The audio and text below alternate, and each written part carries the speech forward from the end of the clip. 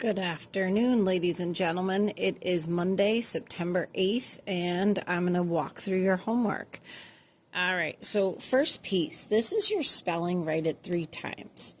The thing about this sheet is that I'm going to go ahead and say it. You do not need to do this. However, if you do this sheet, 2 good things happen. The first good thing that happens is, well, you know your spelling words a little bit better. And the second good thing that happens is you get 3 extra bonus points on your spelling test on Friday. It doesn't take much time. I would recommend you do 1 column, maybe Monday, Tuesday, Wednesday, or let's say you have football on Tuesday, you could do Monday, Wednesday, Thursday. So you figure out when you want to do the 3 columns, but maybe do 1 a night just to practice. There is a backside that has the challenge words on it. These are also bonus points.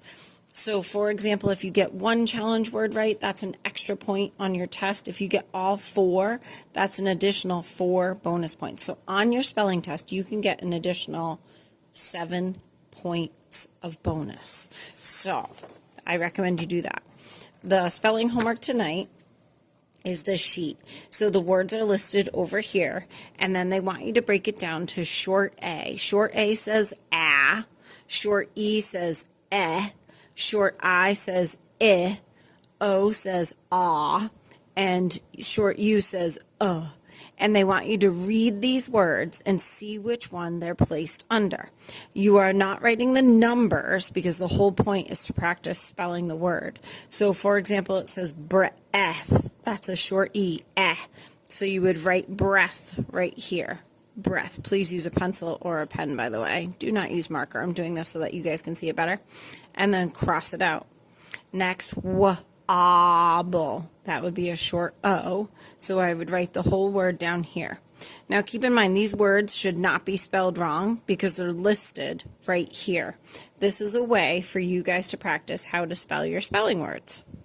Cool. Moving on. Math homework. We learned volume today. So we talked about length times width times height. So I'm going to use problem number 2 simply because it's on the right side and I'm right-handed. This right here is the measurement of the length. So how many is there? 1, 2, 3, 4, 5. So my length is 5. Let's take a look at the width. The width is 1, 2, 3. So, oh, that's an awful 3. So I have a 3 there. Now I need to figure out the height, okay? Now I can see that there's 1, 2, 3 here, but you guys know that those 3 are not floating.